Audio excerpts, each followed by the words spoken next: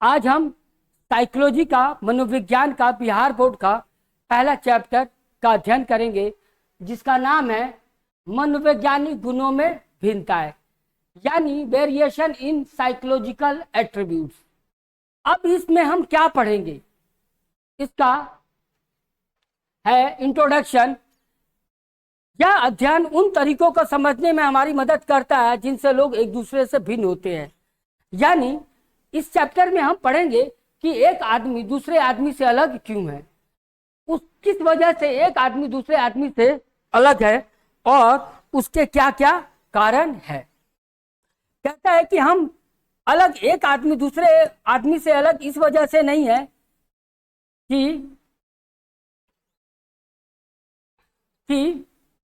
वे एक कई अलग अलग भाषाएं बोलते हैं, उसके कई कारण हो सकते हैं। हम सिर्फ शारीरिक भिन्नताओं जैसे ऊंचाई, रंग की बातें नहीं करते, बल्कि मनोवैज्ञानिक भिन्नताएं की भी बात करते हैं। तो कहता है एक आदमी भिन्न है सिर्फ दिखने में नहीं, कहता है वो बुद्धि से, व्यवहार से हर आदमी एक दूसरे से अलग है। तो हम इसमें यही समझने की कोशिश करेंगे कि एक आदमी दूसरे आदमी से अलग क्यों है। अब देखिए नेक्स्ट है इसका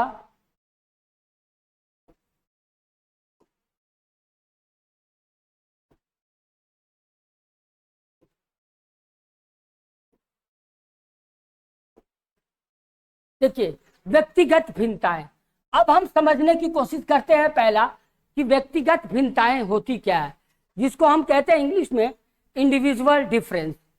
तो आइए हम इसकी परिभाषा को समझते हैं। यह वह स्थिति है जहां लोग एक दूसरे से शारीरिक और मनोवैज्ञानिक गुणों में भिन्न होते हैं। कहता है कि व्यक्तिगत भिन्नता वो होती है जहां पे लोग शरीर से ही और बुद्धि से भी एक दूसरे से क्या होते हैं, अलग होते हैं। This is the situation where people different from each other in physical and psychological attribute. Attribute मतलब होता है गुण, यानी एक आदमी दूसरे से भिन्न है। कहता है कोई भी दो आदमी बिल्कुल एक जैसे नहीं होते, उनमें हमेशा कुछ ना कुछ अलग होता है। यानी एक आदमी एक जैसा दो आदमी नहीं हो सकता, उनमें कुछ ना कुछ अलग होगा। दूसरा कहता है उदाहरण के तौर पर कुछ लोग बुद्धिमान होते हैं, कुछ लोग औसत होते हैं, कुछ लोग बहुत ज्यादा बुद्धिमान होते हैं और कुछ लोग क्या होते हैं, मंदबुद्धि होते हैं। कुछ लोग शांत स्वभाव के होते हैं और कुछ लोग मिलनसार होते हैं। कुछ लोग मनोवैज्ञानिक मुख्य लक्षण भिन्नताओं को समझना और मापना है। तो कहता है कि मनोविज्ञान का मतलब यह है, मनोविज्ञान क्या करता है, यानी साइकोलॉजिस्ट जो होते हैं मनोवैज्ञानिक, उनका मेन मकसद होता है कि उनको व्यवहारों को, कारण को और उन्हीं की बुद्धि की क्षमता को समझना।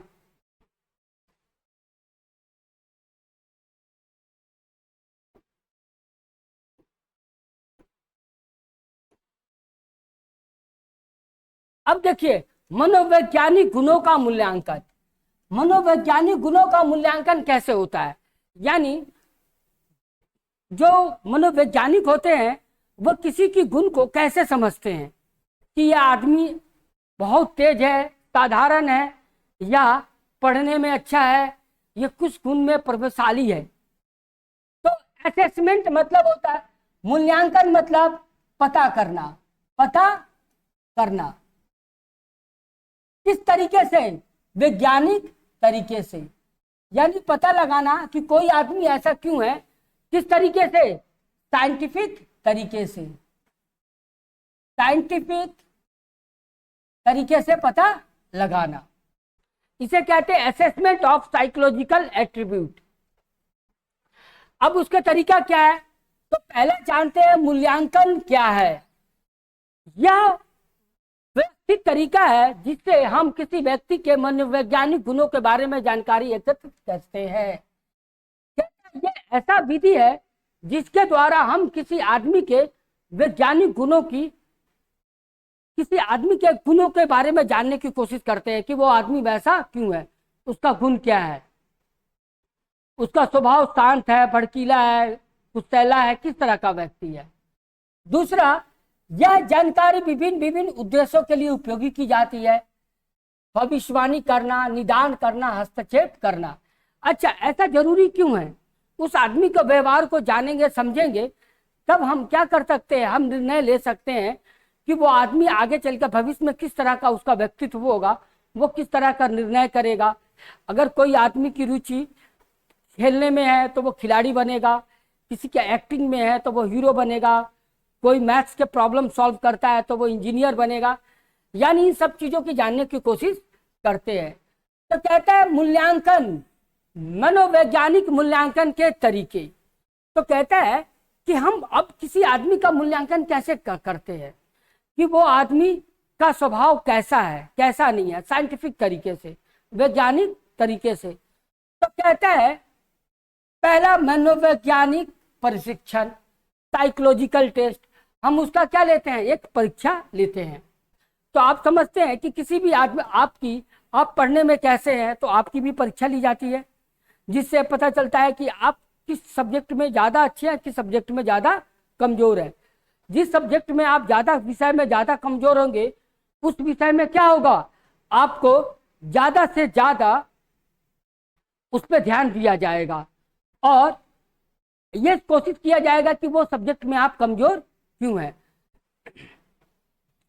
तो कहता है मनोवैज्ञानिक प्रशिक्षण, यह एक उद्देश्यपूर्ण और मानकीकृत उपकरण है जिसका उपयोग व्यक्ति के व्यवहारों के मूल्यांकन के लिए किया जाता है।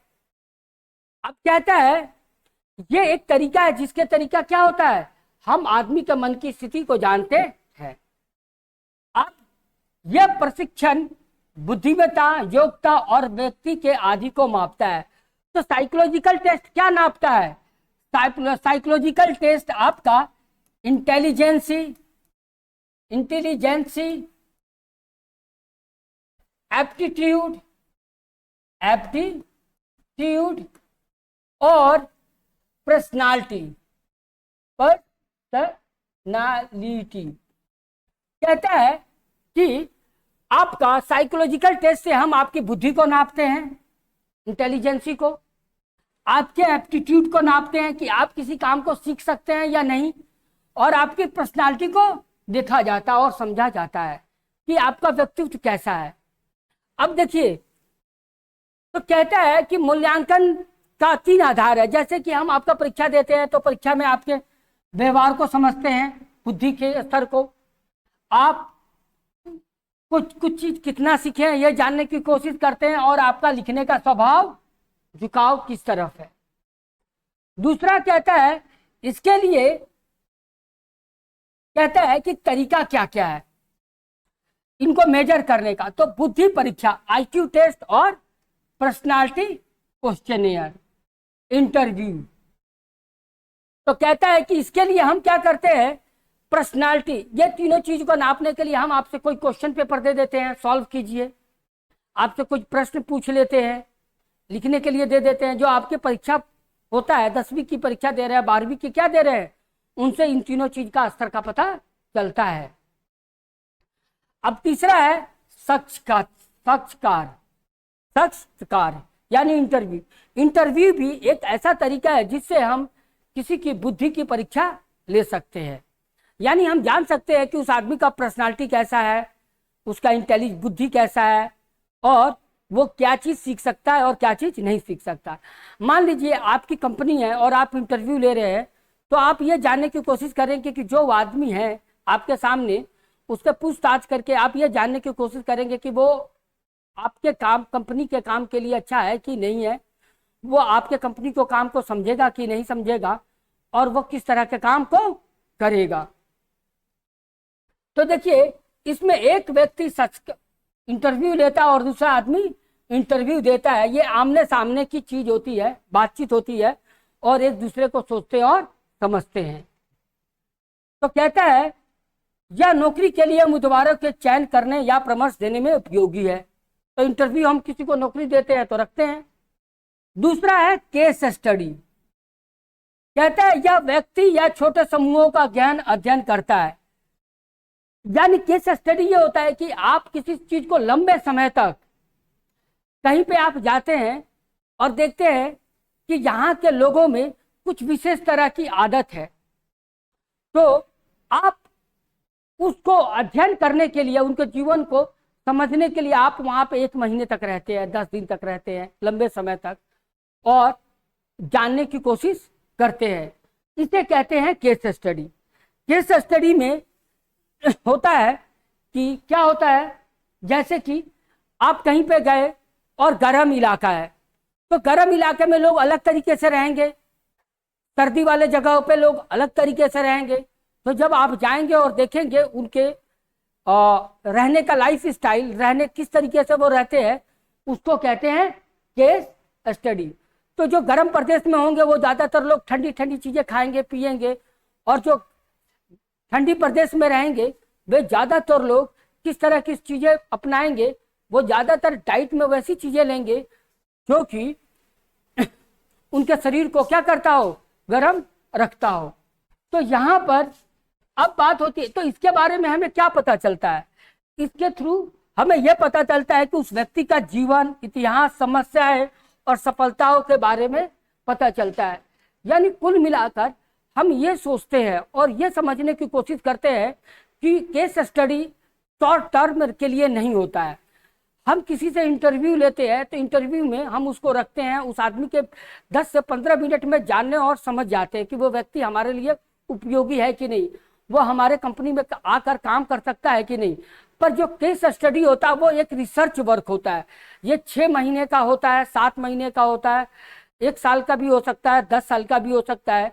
जैसे कि आप कहीं पर जाकर ये जानने की कोशिश करेंगे कि इस तरह के लोग अपना जीवन कैसे यापन कर रहे हैं। किसी जंगल में आदिवासियों के बारे में जानकारी इकट्ठा करना, उनकी बुद्धि को समझना, तो उसके लिए आपको उनके पास रहना पड़ेगा।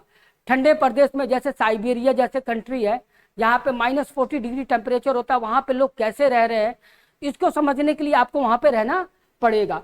तो आपको समझने की कोशिश कीजिए। साइकोलॉजी में देखिए, जो ठंडे प्रदेश में जो लोग होते हैं वो ज़्यादातर सुसाइड कर लेते हैं।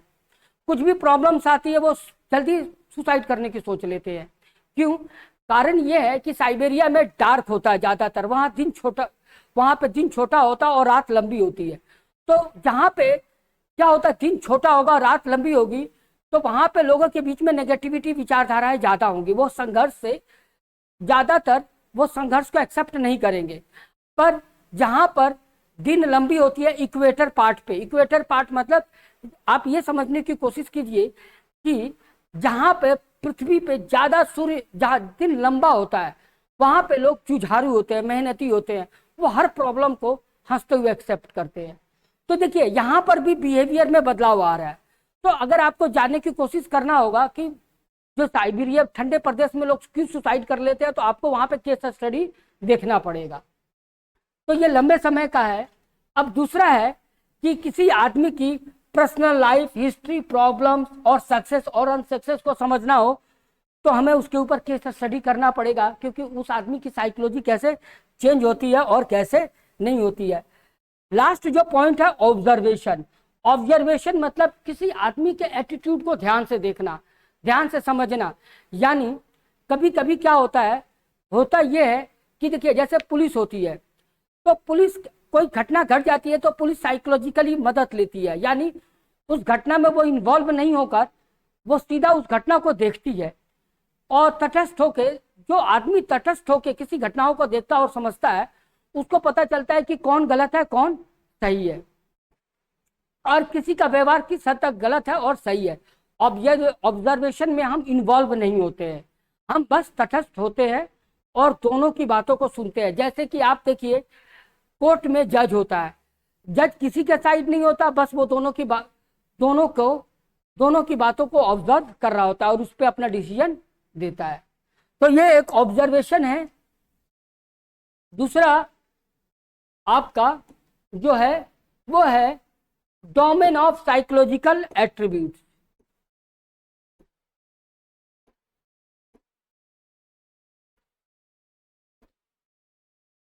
अब देखिए, डोमेन मनोवैज्ञानिक गुणों का क्षेत्र। डोमेन मतलब होता है कि क्षेत्र,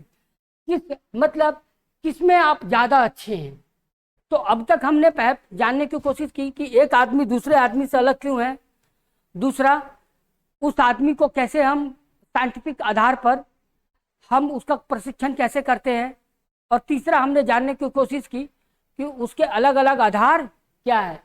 अब देखिए सबसे बड़ी बात है साइकोलॉजी में जो टर्म है वो बहुत डिफिकल्ट है, उसको आपको आसान होकर करके समझना जरूरी है। अब देखिए मनोवैज्ञानिक गुणों के कई मुख्य क्षेत्रों में वर्गीकृत किया गया है। यानी कहता है कि क्लासिफिकेशन ऑफ एट्रीब्यूट्स, यानी यहां पर क्या है कि जो मनोवैज्ञानिक के गुण हैं उसको कई तरीके से क्या किया, विभाजित किया गया कई आधारों पर।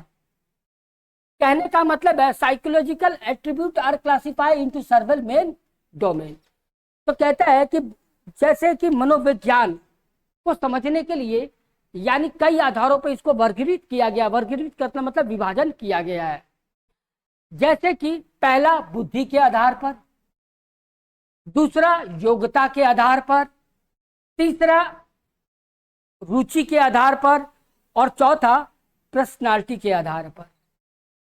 अब देखिए बुद्धि के आधार पर क्या है कि देखिए हर आदमी बुद्धि के आधार पर अलग अलग हो सकता है, कोई ज्यादा तेज, कोई कम तेज, और एकदम मंद बुद्धि। अब होता क्या है कि एक ही क्लास में हर तरह के बच्चे पढ़ते हैं, किसी को वो बात समझ में आ रही है, किसी को नहीं आ रही है, और किसी को एकदम नहीं आ रही है। इसकी वजह क्या है? इसकी वजह यही है कि उनकी बुद्धि की क्षमता, उसको ऑब्जर्व करने की क्षमता नहीं है। अब आप ये देखिए कि इसमें अब हम समझने की कोशिश करते हैं आम तौर पे यह प्रवरण को समझने, तर्क करने और समस्याओं को प्रभावी ढंग से हल करने की क्षमता होती है। तो हम कहते हैं कि यहाँ पे इंटेलिजेंसी किसे कहते हैं? तो इंटेलिजेंसी उसे कहते हैं जिसे तर्क करने आता हो, किसी के बात को कह रहा हो तो वो उसको समझ रहा हो। जैसे कि मैथ्स में होता है, अगर सर समझा रहे हैं, टीचर समझा रहा है और बच्चा बड़ी जल्दी समझ जाता है तो वो इंटेलिजेंट है। कुछ बच्चे 2-3 दिन बाद समझते हैं, कुछ और टाइम लगाते हैं। तो कहता है ये व्यक्ति के सीखने और उसके अनुकूल ढलने की भी क्षमता को कहता है। जैसे हम कोई भाषा सीख रहे हैं तो कितनी जल्दी भाषा उसको सीख जाते हैं और कितनी जल्दी उसको बोलने लगते हैं। तो देखिए उस भाषा को सीखना और उस भाषा में ढलना ये भी क्या है, हमारी बुद्धि के ऊपर डिपेंड करता है। गणित की समस्याओं को हल करना, नई भाषाएं सीखना, यह हमारी बुद्धिक क्षमता पे डिपेंड करता है। अब देखिए आपको लगता होगा कि जो आईआईटी में पढ़ते होंगे जो या एम्स में पढ़ते होंगे जो स्टूडेंट्स, वो बहुत ज़्यादा इंटेलिजेंट है। हाँ वो बहुत ज़्यादा इंटेलिजेंट है, वो वहाँ पे है इसलिए है कि वो चीज़ों को जल्दी जल्दी सीख जाते हैं। अब देखते हैं एप्टीट्यूड, योग्यता। इसका मतलब ये है कि जैसे हम एप्टीट्यूड टेस्ट लेते हैं, इसमें हम ये जानने की कोशिश करते हैं कि जिस आदमी को हम बातचीत कर रहे हैं क्या हम उसको वो काम सिखा सकते हैं कि नहीं। यानी अभी तक उस आदमी ने वो काम को नहीं सीखा है, पर अगर हम उसे ट्रेनिंग देंगे तो वो उस काम को कर सकता है कि नहीं। इसे ही हम एप्टीट्यूड टेस्ट कहते हैं। जैसे मैनेजमेंट में होता है कैट में होता है कैट कॉमन एप्टीट्यूड टेस्ट। तो एप्टीट्यूड जहाँ पे भी लगता है उसका मतलब ही यही होता है कि हम उस काम को उस व्यक्ति को सिखा सकते हैं कि नहीं। इसमें क्या होता है, किसी विशेष क्षेत्र में कौशल सिखाने की क्षमता या संभावनाएं यह बुद्धि से अलग है क्योंकि यह एक विशेष क्षेत्र पे केंद्रित है। कहता है कि इसमें कोई बुद्धि की ज़्यादा ज़रूरत नहीं है, पर हाँ हम ये जानने की कोशिश करेंगे कि हम उसको वो चीज़ सिखा सकते हैं कि नहीं, अगर बार बार उसे ट्रेनिंग देंगे तो। अब रुचि, कुछ आदमी रुचि के आधार पर भी क्या होते हैं, किसी काम को सीख जाते हैं। जैसे सचिन है, क्रिकेट खेलना अच्छे जानते हैं, कुछ लोग एक्टिंग करना अच्छा जानते हैं। हर क्षेत्र में पढ़ने में अच्छे नहीं होते पर दूसरे क्षेत्रों में वो अच्छा कर जाते हैं। पर्सनालिटी, व्यक्तित्व, एक व्यक्ति के व्यवहार, भावनाएं और विचारों को, पैटर्न को समझना। यानी वो व्यक्ति किसी खास परिस्थिति में किस तरह का आदत को अपना रहा है, इन चीजों को समझने को क्या कहते हैं, पर्सनालिटी कहते हैं।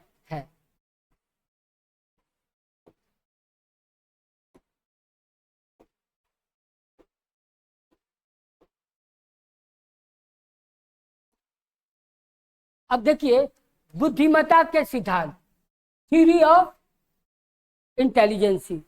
तो यहां पर दिया क्या गया है, तो कहता है कि इंटेलिजेंसी के कितने क्या है थ्योरी है और किन लोगों ने किस तरह का थ्योरी दिया था।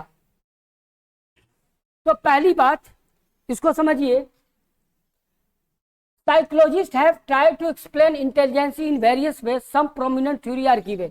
तो कहता है कि कई लोगों ने, कई मनोवैज्ञानिकों ने अपने अपने तरीकों से क्या दिया था, इसको परिभाषित किया है और इसको डिफाइन किया है, परिभाषित किया है और इसके ऊपर क्या दिया है, अपने अपने तर्क दिए हैं।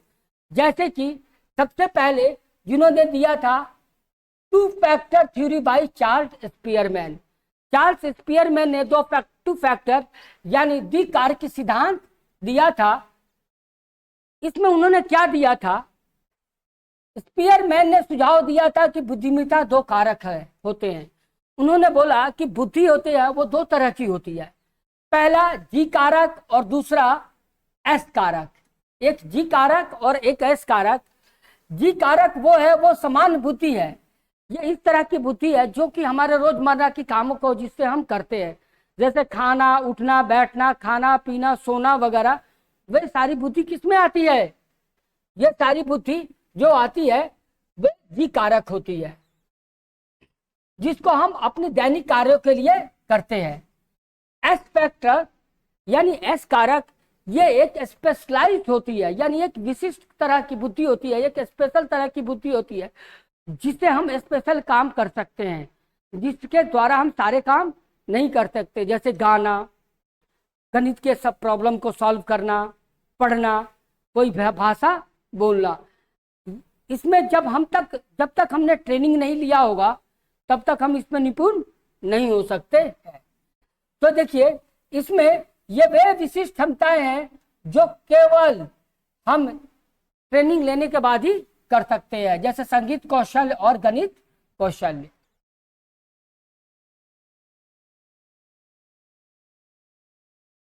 तो कहता है किसी कार्य को अच्छा प्रदर्शन करने के लिए हमें क्या, दोनों तरह की बुद्धि की आवश्यकता होती है, जी भी और एस भी। अब तीसरा आइए, लुई थ्रस्ट प्राथमिक मानसिक क्षमता का सिद्धांत, theory of primary mental ability by Louis Thurstone.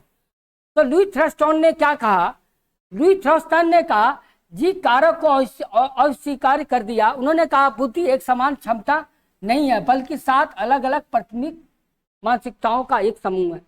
तो कहता है कि लुई थ्रस्टन ने कहा कि नहीं, बुद्धि दो तरह का नहीं है, बुद्धि जो है वो 7 तरह से है, क्योंकि कुछ लोग कुछ चीजों में ज्यादा वशिष्ठ होते हैं, कुछ लोग कम होते हैं।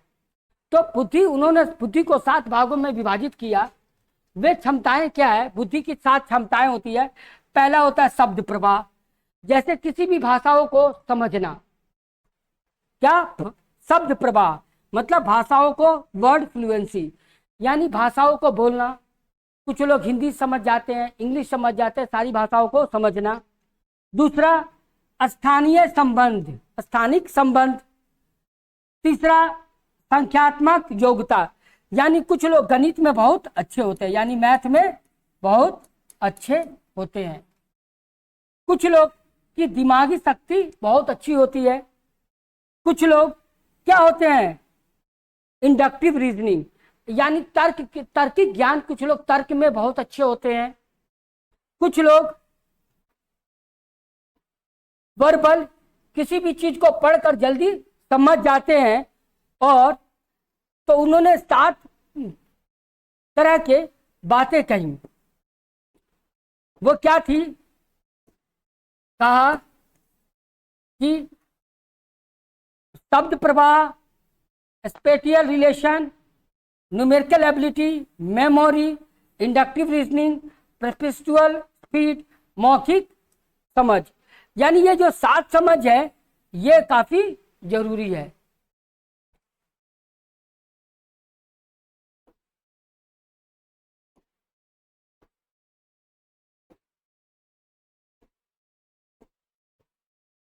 अब नीचे देखते हैं आगे, हार्वर्ड गार्डनर का theory of intelligence by Harvard Gardner. Harvard Gardner ने क्या कहा इसके बारे में, यह एक प्रकार की बुद्धि नहीं होती है, बल्कि यह अलग अलग स्वतंत्र प्रकार का बुद्धिमत्ताएं होती है। उन्होंने 8 प्रकार की बुद्धिमत्ताओं का प्रस्ताव कहा। तो देखिए, उन्होंने 7 प्रकार की दिया था लिंग्विस्टिक ने, इन्होंने 8 प्रकार में क्या कहा? भाषाई, एक होता है बुद्धि भाषा के आधार पर, दूसरा तर्क के आधार पर, तार्किक बुद्धि यानी गणितीय बुद्धि, तीसरा स्पेटियल यानी स्थानिक दुनिया को सटीक रूप से समझने और मानसिक छवियों में हेरफेर की क्षमता, यानी स्पेटियल मतलब होता है स्थानिक। कुछ लोग किसी को चीज को देखकर पहचान सके, समझ सके, उसे क्या कहते हैं? स्थानिक बुद्धि। दूसरा होता है शारीरिक गतिक, यानी जो हमारे अंदर हम जो विचार आ रहे हैं हम उसको क्या कर सके, किसी को बता सके, उसको कहते हैं शारीरिक बुद्धि। तीसरा संगीतीय, यानी हम किसी संगीत को गा सके, उसको समझ सके, उस तरह से व्यवहार कर सके। चौथा है इंटरपर्सनल, यानी दूसरों की भावनाओं को भी हम समझ सके। जैसे शिक्षक जो पढ़ाते हैं, बच्चे क्या उसको हुबहू समझ रहे हैं, इसे हम कहते हैं अंतर्गतीय बुद्धि। और इंटरपर्सनल ये होता है हम अपनी भावनाओं को समझना, अपने को समझने की क्षमता, आत्मचिंतन। चौथा होता है नेचुरलिस्टिक, दूसरा होता है प्रकृतिवादी, यानी हम प्रकृति को समझते हैं, कितना अच्छे से समझते हैं, यानी जीव जंतुओं से प्रेम। और तीसरा होता है जो कि अस्तित्वगत, जो कि जीवन मृत्यु और मतलब इंटरनल ज्ञान को समझने की कोशिश करते हैं।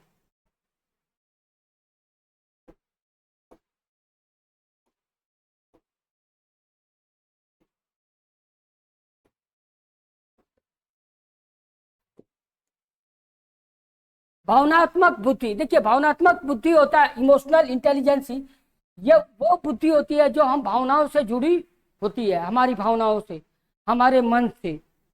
अब ये समझिए, ये अपनी अपनी बुद्धि दूसरों की भावनाओं को समझने के लिए हम उपयोग करते हैं। जो भावनात्मक बुद्धि रखते हुए बेहतर संबंध बनाते हैं, तनाव उन बहुत सारे वो तनाव भी लेते हैं और कभी कभी तनाव देते भी है। अब कहता है अपनी भावनाओं को जानना, अपनी भावनाओं को पहचानना और समझना, दूसरों की भावनाओं को पहचानना, ये सब क्या है? इसमें भावनात्मक बुद्धि होती है। अब चौथा है रचनात्मक बुद्धि।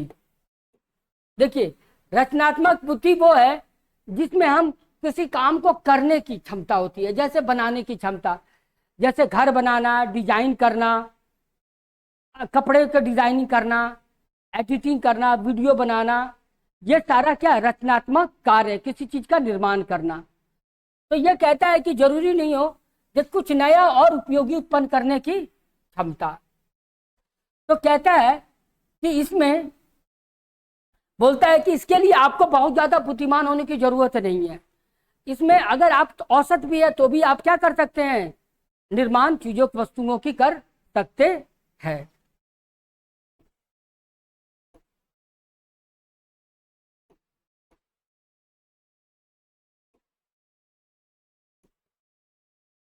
चौथा है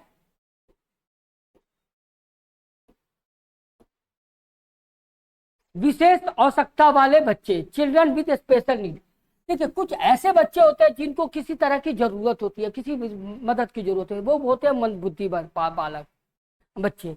अब वो कैसे बच्चे होते हैं? देखिए, इस खंड में इसमें हम उनके बारे में पढ़ेंगे जिनकी जो बुद्धि है वो औसत ही कम हो, जो कि बौद्धिक सक्षमता यानी जो मानसिक मंदता होती है, मंद बुद्धि होते हैं, जिनका आईक्यू क्या होता है? 70 से कम होता है। जिसका आईक्यू 120 से होता है वो बहुत ही इंटेलिजेंट होते हैं। जिसका आईक्यू 90 से होते हैं वो बहुत अच्छे होते हैं। जिसका 120 होता है वो बहुत इंटेलिजेंट होते हैं। जिनका 70 से आईक्यू कम होता है वो क्या होता है? मंदबुद्धि होते हैं। वह यानी वो अपने दैनिक कार्य को नहीं कर पाते, वो किसी चीज को समझने में बहुत टाइम लगाते हैं। अब इस तरह के बच्चे क्या होता है, उनके वो अपने दैनिक जीवन को नहीं कर पाते अच्छे से। जो 50 से 70 होते हैं ये भी बड़े मतलब मध्य होते हैं। और देखिए सबसे स्थिति किसकी होती है, जैसे जैसे आईक्यू घटता जाता है वैसे वैसे उनका स्तर क्या होता है, बुद्धि का स्तर घटता जाता है। तो यहाँ पे समझिए जिसकी बुद्धि आईक्यू 20 से कम है उन्हें बहुत किस चीज की आवश्यकता है, बहुत देखभाल की आवश्यकता है। जिसकी बुद्धि 130 से ऊपर है वे क्या है, वो बहुत ही गॉड गिफ्टेड है, यानी उन्हें थोड़ा सा बताया जाएगा वो बहुत कुछ समझ जाएंगे। तो देखिए आईक्यू क्या है, यहाँ पे समझिए आईक्यू जो है वो बुद्धि की क्षमता को नापता है, और 70 तक जिसका आईक्यू होता है वो 70 से नीचे वो मंदबुद्धि होते हैं। जो 120 से ऊपर होता है वो बहुत बुद्धिमान होते हैं, गॉड गिफ्टेड होते हैं, और जो 20 से होते हैं वो अपने दैनिक कार्य को भी ठीक ढंग से नहीं कर पाते।